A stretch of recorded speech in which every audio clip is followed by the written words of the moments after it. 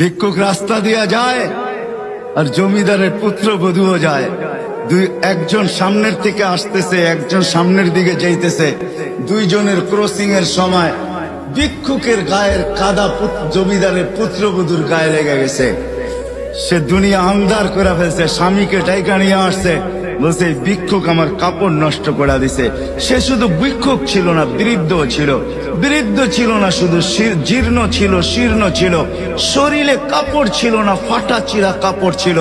পায়ে জুতা ছিল না, পেটে ভাত ছিল না।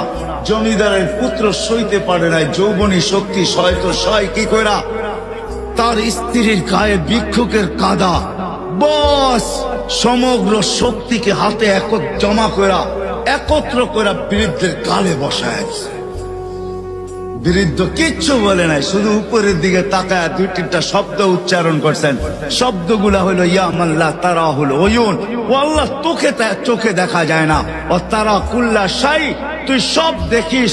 ফারা তারা মা বি, তুই কি দেখিস না আমার সাথে কি ঘটতেছে, এটা কি দেখিস না? বলতে দেরি যুবক, মরতে দেরি হয় নাই। জমিদার চলে আসছে, প্রতিশোধ নিবে। বৃদ্ধের একদিকে মুস্কি হাসি, একদিকে বলতেছে প্রেমের খেলা এমনই হয়। জিজ্ঞাসা করছে কিসের প্রেমের খেলা রে? বলছে ওর প্রেমিকার গায়ে আমার কাদা লাগছে, পায়ের কাদা লাগছে, ও সইতে পারে নাই। যৌবনী শক্তি দিয়ে আমার বৃদ্ধ গালে বসায় দিছে। আমাকেও একজন ভালোবাসে, সেও সইতে পারে না, সেও সইতে পারে না। ও তো থাপ্পড় দিয়া ক্ষান্ত, সে জান নিয়ে নিছে, জান।